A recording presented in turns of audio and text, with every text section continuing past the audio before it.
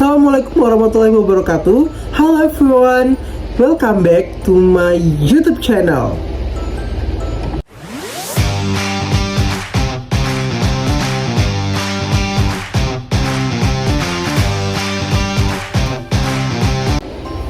Oke teman-teman, in this video we will discuss about the technopreneurship material in episode 3. In this episode, we will discuss about sales plans.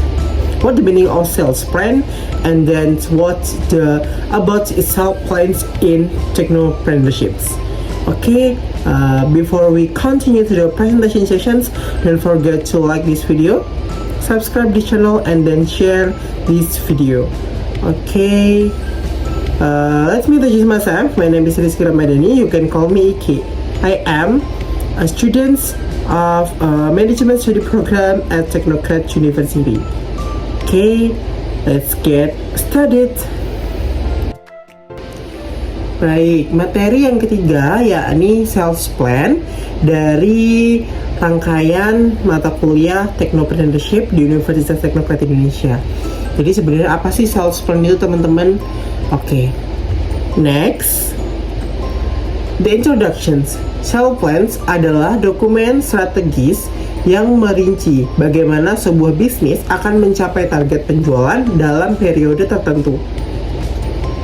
Dalam dunia bisnis, terutama startup atau usaha berbasis teknologi, rencana penjualan menjadi panduan penting untuk mengarahkan aktivitas tim penjualan secara fokus dan terstruktur.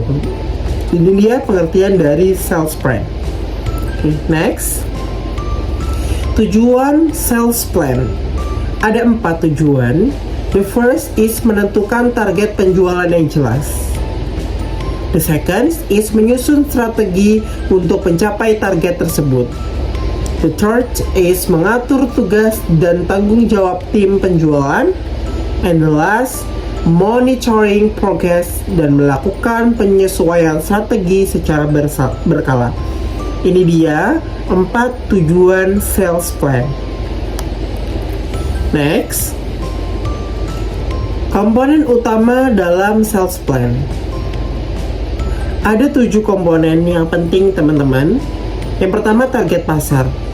Ini segmen pelanggan yang dituju. Itu apa? Yang kedua, tujuan penjualan. Bisa berapa jumlah yang ingin dicapai, berapa unit atau berapa rupiah. Yang ketiga, strategi penjualan. Itu bagaimana cara mendekati pelanggan online, offline, B2B, B2C, dan lain-lain. Yang keempat, ada taktik dan aktivitas. Maksudnya itu langkah konkret, cold call, demo, ads, dan sebagainya. Yang kelima, itu anggaran. Yakni berbentuk biaya untuk aktivitas penjualannya tersebut. Yang keenam, tim dan tanggung jawab.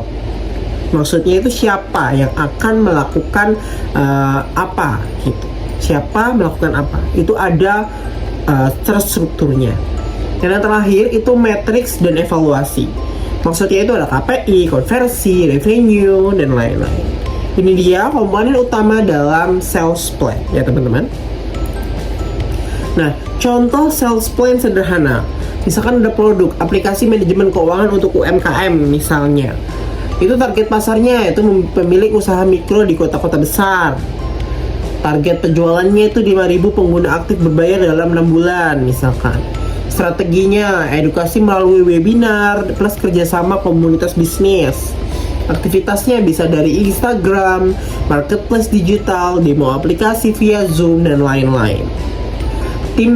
Timnya seperti apa? Ada 3 sales, ada 3 orang misalkan, ada 1 digital marketer misalkan itu, dan juga KPI-nya itu konversi 15% dari leads masuk gitu misalkan. Ini adalah contoh sederhana dari sales plan dari aplikasi manajemen keuangan untuk UMKM.